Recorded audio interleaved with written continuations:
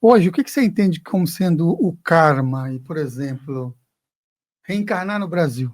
Só um detalhe, eu vou responder. É só o que eu esqueci. Existe uma outra coisa que são as características espirituais que você mesmo possui que podem adentrar o corpo físico, mesmo que você não queira. Desculpa, você falou sobre uma reação do Brasil. Por falar em relação ao karma em si, o que você entende hoje sobre o karma? Você falou sobre características físicas, fisiológicas e tudo mais, eu estou falando em características de... Porque eu penso assim, que cada país ou cada lugar tem energias específicas ou uma grande massa de energia específica. O Brasil tem uma atmosfera específica, Japão tem outra atmosfera específica, Canadá, que você foi lá, sim, uma atmosfera específica, sabe, Estados Unidos, como você foi também lá, é uma outra atmosfera específica. E aí, o que você entende hoje por karma? E se reencarnar no Brasil seria karma, uma benção ou uma maldição no seu entendimento? Já que estamos ambos encarnados aqui. Só pensa, se você precisa ser apertado como consciência, em que ponto você precisa ser apertado? Por exemplo, o Brasil tem utilidades para a consciência, assim como o Canadá tem as suas. E depende muito do seu grupo karma, porque às vezes você vai se adaptar, não é só o país, é onde que está o seu grupo karma. De repente, seu grupo karma migra, por exemplo, para viajar. Nós vamos começar a ir para a Itália, porque tem um pessoal lá, você migra junto. Então, você vai analisar a localização, se aquilo é importante para você. Olha, a Itália, eu não tenho muita coisa a me oferecer, porque eu já encarnei algumas vezes aí, eu preciso trabalhar um pouco mais essa questão da empatia, da divisão de classe, de um ambiente um pouquinho mais forte. Aí também existe um outro processo chamado mega grupo karma. Migrou-se determinados espíritos para determinado local para ajudar aquela localização. Ou você fez besteira naquela localização, você precisa ajudar a melhorar ela, como políticos. Quantos políticos, em vez de ajudarem a evoluir o Brasil, deixaram ele parado ou atrasaram ele? Quantas pessoas, em vez de dar uma força aqui, deixou isso para trás? Quantas pessoas de outros países bloquearam o Brasil de crescer? Só um exemplo, está falando do Brasil. Essas pessoas assumiram o karma com o Brasil, porque é uma região em que estão nascendo espíritos, que estão, obviamente, se adaptando às dificuldades daqui, mas que não necessariamente era para estar onde está. É utilizado porque é uma consequência natural. O Brasil precisava, talvez, andar um pouco mais, não foi. Então, você tem que voltar naquela região para ajudar a região a evoluir. Então, é uma mistura de sua própria situação, onde está o grupo karma, onde que você tem que ficar também. Porque às vezes você precisa ficar aqui, não escapa. O que me vê também de imagem essa conexão de karma também pode ser karma do país. O mega grupo karma, quando você tem por exemplo, a que você citou hoje, 2 países, o europeu da América do Norte, influenciando ou limitando o processo de desenvolvimento, sim, de um país. Da América Latina toda, da América Latina. Certo ponto. Os caras... há um certo desbalancear no negócio.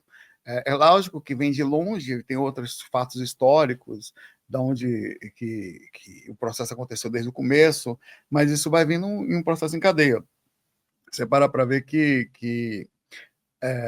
o espírito não tem borda, você só está aqui agora. Você não é do Brasil, você está no Brasil. Assim como você não é corintiano. Você está corintiano, ainda bem, né? Não, corintiano.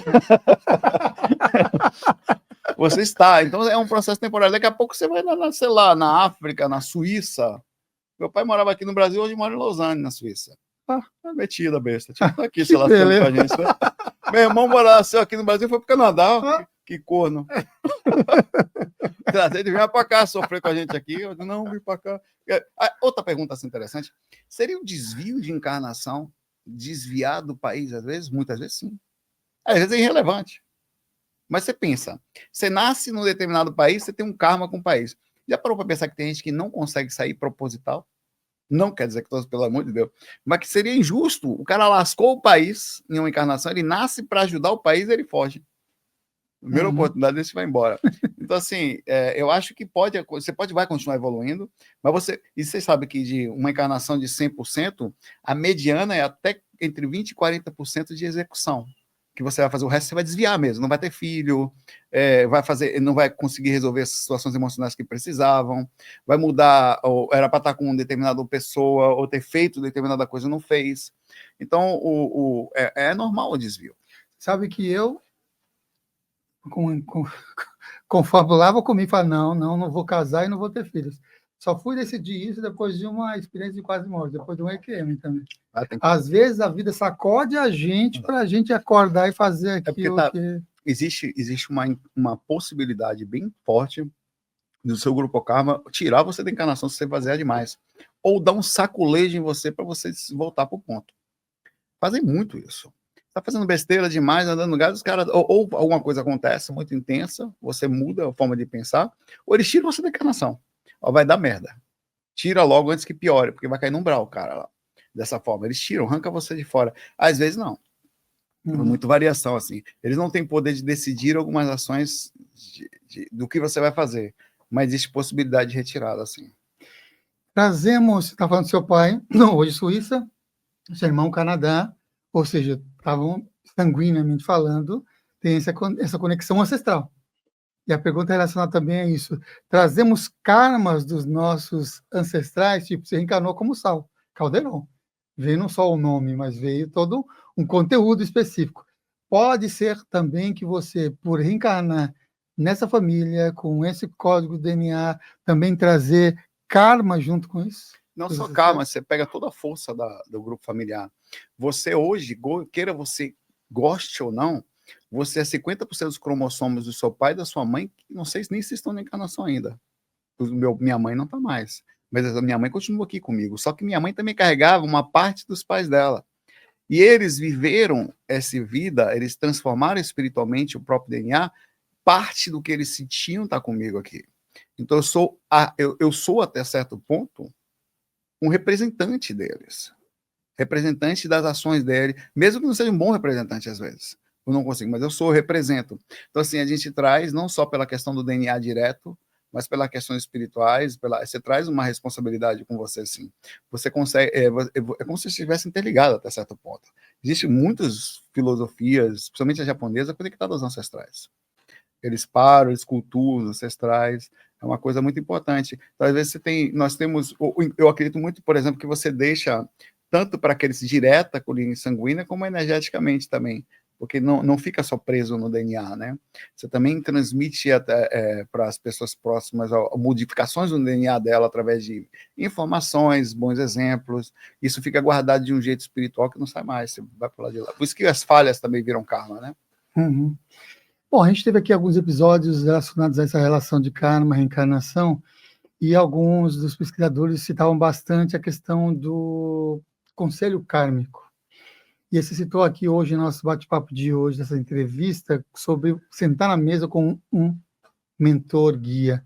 A pergunta aqui tem a ver com quem é que programa as encarnações, e se você já teve alguma percepção ou algum amparador trazendo também alguma noção dessa existência de um conselho kármico.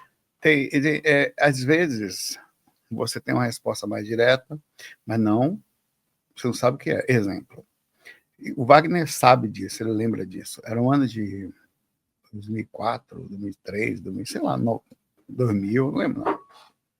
Ou até menos. E eu saí do corpo, né? Encontrei com o Wagner. Eu falei isso numa palestra do Sofia, na frente dele, lá, na frente do Lázaro, estava também lá naquele dia. Eu falei, eu vi o Wagner tive uma experiência com ele e tal, aí eu cheguei, mas não tinha celular, né? Aí tinha uma secretária, lembra a secretária que atendia na casa dele lá, olá, não sei o que, aí você deixava uma mensagem lá, 50 não fala. Não fala. Eu não sei se existe ainda. Existe. Eu ainda lembro o número. Aí ela, pois é. Aí eu liguei, eu queria ligar para ele, cara, era 3 horas da manhã. Eu falei, como é que eu vou ligar pro Wagner? Era 3, 4, sei lá. De repente ele ligou para mim. E aí, Saulo, não sei o que, eu falei, lembra, tá fora do corpo? Lembro. Eu falei, lembro. Você lembra que o seu mentor te falou? Eu falei, não. Pois é, eu sei que não. Porque ele tá aqui falando para eu lembrar você. Ele falou, quando é que você vai começar? Eu começar o quê? Ele não falou. Foi isso que ele falou, dessa forma. Quer dizer, eu tomei um choque, mas eu não sabia o que era. Aí eu tava, que desgrama de conversar esse, rapaz? O Wagner falou isso, que interessante, né? Aí por aí você tira, assim, que existe, de fato tinha acontecido, não tinha como, era inevitável, eu tinha lembrado, ele lembrava também, ele me ligou, e aí eu fiquei um tempo em reflexão. Aí todo mundo tem alguma coisa, assim, que você senta com o mentor, você planeja e tal, mas eles não vão lhe falar, você vai ter que sentir. Às vezes a chamada é tão forte que eles vão botar você meio que na parede, porque tem um processo. E outra coisa aqui também, você tem uma... Digamos, sua mãe esteja aqui, seu pai esteja aqui, eles tinham os espíritos que seguiam eles. Quando eles desencarnam, você vira responsável, velho. Ficar no umbral, os caras que ficaram, que seguiam. Eles vão cobrar você. Você recebe o karma dos encostos deles. Eles seguem você. Pra você ter ideia, minha mãe tinha um espírito que eu acompanhei desde que eu comecei a sair do corpo, na casa onde eu morava. Minha mãe desencarnou, o espírito tá lá ainda, vendeu uma casa com o espírito dentro. E ele é o dono da casa. É sério isso, é sério. E tá lá. E a mulher, cara, o meu irmão, eu queria mandar para André aqui. Não tem mentira nisso, em zero. Em nada. A mulher sentiu. A mulher evangélica, velho. Ela começou a fazer um barulho estranho dentro da casa, não sabia o que era. Ela achou que era barulho na cisterna, que vinha dentro do lugar lá. Mandou limpar tudo, arrumou tudo, continuou um barulho estranho vindo do quintal, ninguém sabe o que é. É o cara, velho. O cara tá lá, ele é o dono da casa hoje. Ele não. Como minha mãe era dona da casa e hoje só ele ficou, ele mora lá. Olha, eu acho que o André é o seu irmão que trabalha com Caça-Fantasma. Sim, Paranormal. Ele tem o canal André Calderon. Ele tem um canal legal. Teve entrevista aqui com eles, ele tem uns aparelhos muito loucos lá também. K2, EVP, Spirit Box. Essas paradas todas aí. Depois você acompanha a entrevista que a gente fez aqui com o André Calderon. Muito bom. Aqui no site, que o Saulo citou. Gostou desse corte? Se você gostou, então você pode apreciar também o episódio completo. O link está aqui na descrição. E se você quiser material extra, convido que você acesse o Clube Consciência. Link também aqui na descrição. Que as melhores energias cheguem até você.